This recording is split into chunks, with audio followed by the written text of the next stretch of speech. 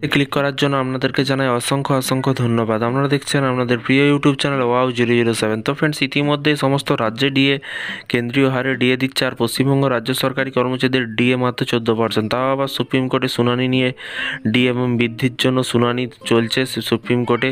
সেই সুপ্রিম কোর্টে 15 তারিখ শুনানি আছে, দেখা যাক কি আপডেট আসে। তার আগে কিন্তু এরই মাঝে রাজ্য সরকারি কর্মচারীদের জন্য বিরাট সুখবর। কম হারে হলেও কিন্তু ফের ডিএ বৃদ্ধি ঘোষণা করলো। কবে হাতে আসবে অতিরিক্ত টাকা, চলুন বিস্তারিত জেনে নেওয়া যাক। সুপ্রিম কোর্টে চলছে কিন্তু বাংলার ডিএ মামলা। চলতি মাসে সেই মামলার শুনানির সম্ভাবনা। দিনের পর দিন কেন্দ্রীয় হারে মহার্ঘ ভাতার দাবিতে আন্দোলন চালিয়ে যাচ্ছেন বাংলার সরকারি কর্মচারীরা। মাঝে মুখ্যমন্ত্রী কয়েকবার ডিএ বাড়ালেও কিন্তু তাতে চিড়ে ভেজেনি। এখনও কেন্দ্রীয় সরকারি কর্মচারীদের সঙ্গে তাদের ফারাক অনেকটা। এরই পাশাপাশি বলা হয়েছে যে জানা গিয়েছে 4% হারে ডিএ বৃদ্ধি করা হয়েছে সরকারের অধীনে কর্মরত কর্মচারীদের, যা জানুয়ারি 2024 থেকে কার্যকর হবে। সপ্তম বেতন কমিশনের সুপারিশ অনুযায়ী কিন্তু এই মহার্ঘ ভাতা বৃদ্ধি করার ঘোষণা করা হয়েছে, যার ফলে কিন্তু প্রায় 4.71 লক্ষ কর্মচারী এবং উপকৃত হবে।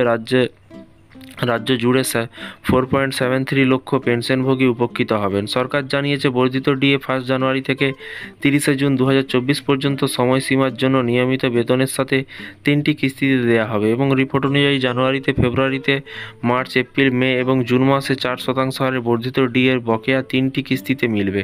জানা গিয়েছে জুন মাসে বেতনের সঙ্গে জানুয়ারি ও ফেব্রুয়ারি মাসের বকেয়া ডিএ সরকারি কর্মচারীদের মিটিয়ে দেওয়া হবে। একইভাবে আগস্ট মাসে বেতনের সঙ্গে মিলবে কিন্তু মার্চ এবং এপ্রিল মাসের বকেয়া মহার্ঘ ভাতা। ওই দিন সেপ্টেম্বরে বেতনের সঙ্গে মে এবং জুন মাসে বকেয়া ডিএ কর্মীদের অ্যাকাউন্টে সরাসরি ঢুকে যাবে, এবং রাজ্য সরকারি কর্মচারীদের মোট 11,129.51 কোটি টাকা দেবে। উল্লেখ্য, এর আগে 1 জানুয়ারি 2023-এ সর্বশেষ ডিএ ঘোষণা করা হয়েছিল। সেই সময় 4% মহার্ঘ ভাতা বৃদ্ধি করেছিল রাজ্য সরকার।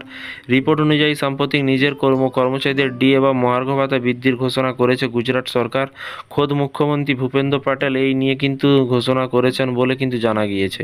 তো ফ্রেন্ডস, বিষয়টি বুঝতে পারছেন। এই ছিল আজকে একটি ছোট্ট আপডেট। এই ধরনের নতুন নতুন আপডেট পেতে, রাজ্য সরকারি বা কেন্দ্র সরকারি বিভিন্ন রকমের আপডেট পেতে চ্যানেলটিকে ফলো করবেন। সরকারি কর্মচারীদের বিভিন্ন আপডেট পাওয়ার জন্য ভালো থাকবেন, সুস্থ থাকবেন এবং নিজের খেয়াল রাখবেন। Thank you.